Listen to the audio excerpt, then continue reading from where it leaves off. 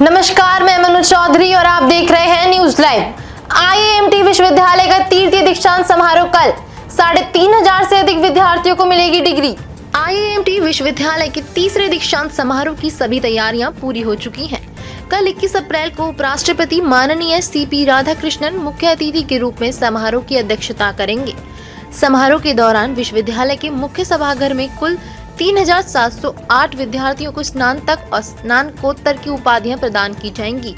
इसमें 203 विद्यार्थियों को स्वर्ण पदक से सम्मानित किया जाएगा, जबकि 29 शोधार्थियों को पीएचडी की उपाधि दी जाएगी। समारोह में 3 विशिष्ट अतिथियों को डॉक्टरेट की मानद उपाधि प्रदान की जाएगी। समारोह में निरंजन पीठाधीश्वर स्वामी कैलाशनंद गिरी जी महाराज, परमार्थ निकेतन आश्रम के अध्यक्ष स्वामी चिदानंद सरस्वती महाराज, महर्षि पाराशर ज्योतिष विद्यालय के डायरेक्टर डॉक्टर हरि सिंह रावत, वरिष्ठ भाजपा नेता और राज्यसभा सांसद लक्ष्मीकांत वाजपेयी, सांसद अरुण गोविल आदि विशिष्ट अतिथि के रूप में आशीर्वचन प्रदान करेंगे।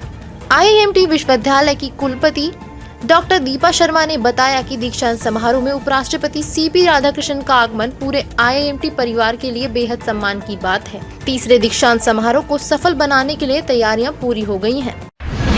नई दिल्ली में दक्षिण कोरिया के राष्ट्रपति से मिले पीएम मोदी।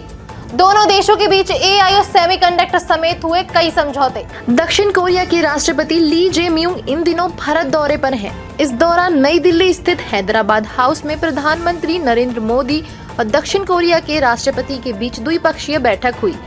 बैठक में दोनों देशों के बीच बंदरगाहों में सहयोग, एआई, सेमीकंडक्टर, आर्थिक साझेदारी पर संयुक्त घोषणा के साथ सांस्कृतिक सहयोग, एमएसएमएआई सेक्टर और रक्षा सहयोग पर फैसले हुए। राष्ट्रपति ली जे म्यूंग ने कहा कि भारत और दक्षिण कोरिया शिप बिल्डिंग के क्षेत्र में सहयोग बढ़ाएंगे और मुंबई में कोरिया सेंटर की स्थापना करेंगे। भारत और दक्षिण कोरिया दोनों ही उभरती अर्थव्यवस्थाएं हैं और दोनों का फोकस अब हाईटेक सेक्टर, रक्षा सहयोग और सप्लाई चेन मजबूत करने पर है।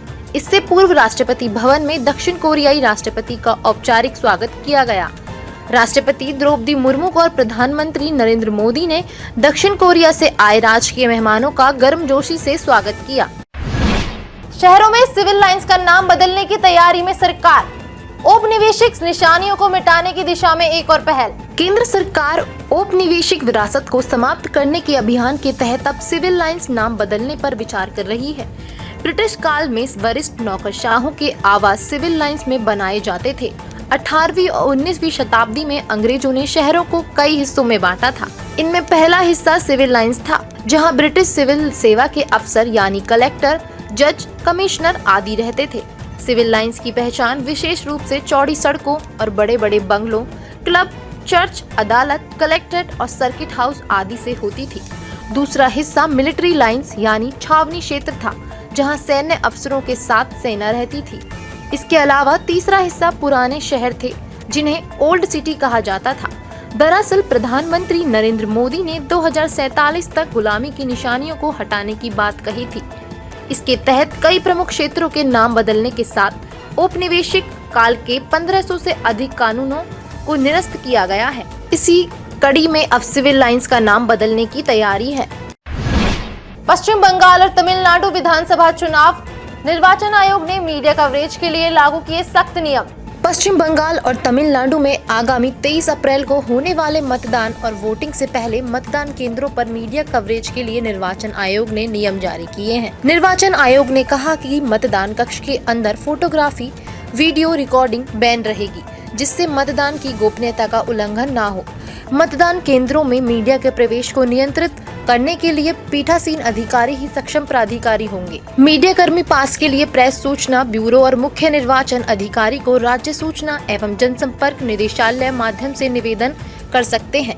चुनाव आयोग ने कहा कि जांच और वेरिफिकेशन के बाद ही मीडिया कर्मियों को मतदान केंद्रों पर जाने की अनुमति होगी। हॉर्मुज के पास कार्गो शिप पर कब्जे से भड़का ईरान। अमेरिकी जहाजों पर दागे ड्रोन्स। इस्लामाबाद वार्ता पर संकट गहराया। ईरान ने ओमान सागर में अमेरिकी जहाजों को निशाना बनाते हुए ड्रोन हमला किया है। ईरान की समाचार एजेंसी तस्नीम के अनुसार अमेरिकी सेना ने ईरानी जहाज को रोका, उसको जब्त कर लिया।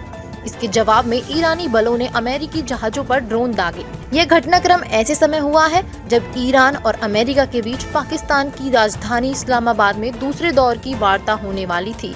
ईरान ने चेतावनी दी कि अगर अमेरिका की ओर से आक्रामकता की जाएगी तो उसका सख्ती से जवाब दिया जाएगा।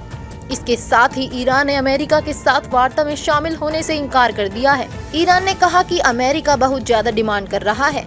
वहीं अमेरिकी राष्ट्रपति डोनाल्ड ट्रंप ने कहा कि तोस्का नाम के ईरानी जहाज ने हॉर्मुज जलडमरू मध्य के पास अमेरिकी नेवी की नाकेबंदी को तोड़ने की कोशिश की। इस पर अमेरिकी मरीन ने उसे कब्जे में ले लिया। फिसलकर संभला शेयर बाजार, सेंसेक्स 150 अंक उछला।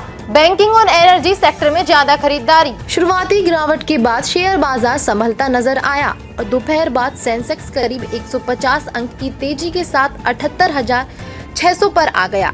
इसके साथ ही शुरुआती गिरावट से उबरते हुए निफ्टी करीब 50 अंक की बढ़त के साथ 24,400 के लेवल पर कारोबार करता रहा। आज बैंकिंग और एनर्जी शेयर्स में ज्यादा खरीदारी का रुख रहा। इससे पूर्व सुबह शेयर बाजार में ओपनिंग हल्की बढ़त से हुई, लेकिन ये कुछ ही मिनटों में गायब हो गई और दोनों प्रमुख इंडेक्स लाल निशान में आ गए।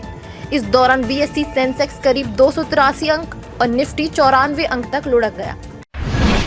सर्राफा बाजार में उतार चढ़ाव जारी, आज फिर बढ़े सोने और चांदी के दाम।